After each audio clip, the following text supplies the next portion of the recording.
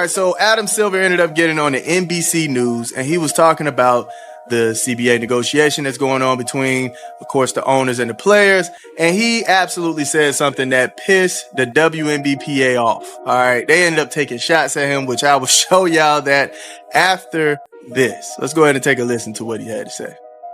All right, so Adam Silver just dropped something that absolutely no one saw coming. And the WNBPA? They completely lost it.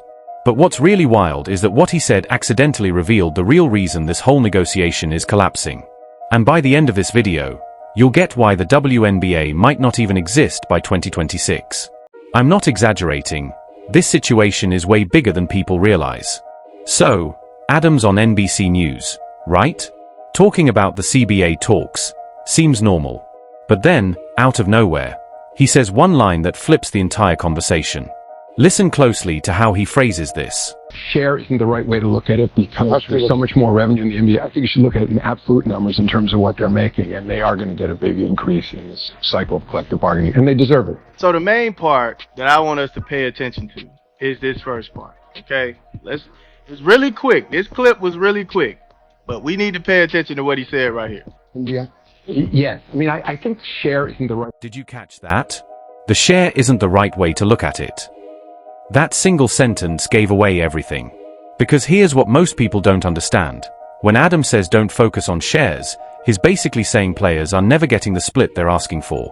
And of course, the WNBPA fired back instantly. They posted on Instagram, "Don't want to share, Adam Silver," with a question mark. So yeah, things are getting messy. But here's the twist. Adam's not actually wrong. I'll show you exactly why. But first, we need to look at the numbers everyone's ignoring. The players want a revenue split like the NBA. Sounds fair, right? But once you break down the math, it's a disaster. It's not even the owners, it's the players. So the players get 50% of the money. Where does the rest of the money go? And this is revenue, not profit. Not 50% of profits. They want 50% of revenue. So the WNBA costs, let's just make the maths easy. Let's just say it costs $100 million to run the WNBA. It doesn't. It costs way more. Here's where it all falls apart. If the league makes $100 million, but it also costs $100 million to operate, and players take $50 million in a 50-50 split, every single owner is losing money. It's a guaranteed loss. No investor on the planet would take that deal. But it gets even more complicated. The WNBA isn't structured like the NBA.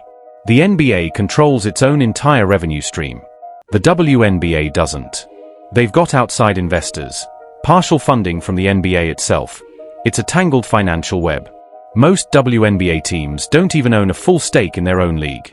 So when players demand 50% of revenue, they're asking for something that literally can't exist under the current setup. And this is where things start to get really strange.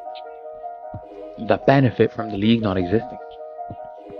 There are players that benefit from the league not existing. And by the way, we know these players in the PA have basically diplomatic immunity from getting fired.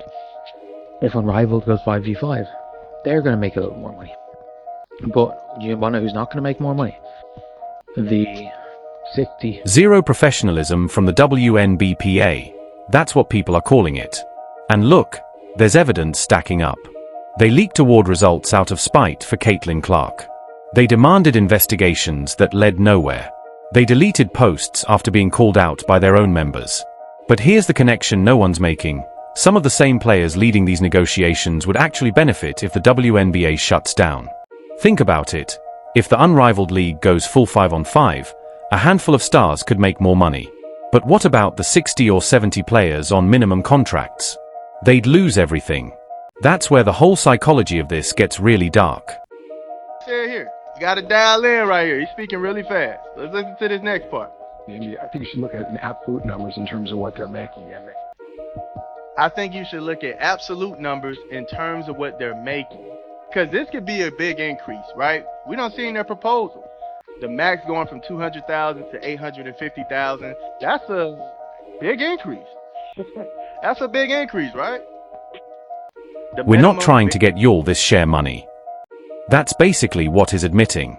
They'll find ways to raise salaries through efficiency, cut a few costs here and there, trim the budget, but that percentage split? It's not moving. Makes you wonder, right? Was the awful officiating last season part of those cost cuts so more cash could be redirected to players? Were they already testing ways to boost pay without touching the revenue share? Either way, this is exactly what's driving players up the wall. Number 6. C. The players are refusing a salary cap with fixed raises. They want it tied to revenue, meaning it changes every year. But that would force players into one-year deals since no one would know what next year's cap looks like. It would make the entire league unstable. And even if you gave them 80% of merch sales and a chunk of ticket revenue, which they currently get none of, it only adds up to maybe an extra $1 million total. That's it. The money just isn't there in the amounts they're demanding. And this is the uncomfortable truth no one wants to say out loud. That we are seeing this type of thing, and look, I think the players should make a lot more money. I think apparently somebody who knows the WNBA finance really well is like, even if the players got 80% of their merch, and they got like a percentage of ticket revenue, which they actually get none of right now, but it's like even if you give them 80% of their merch, apparently the total still goes to about only just over $1 million.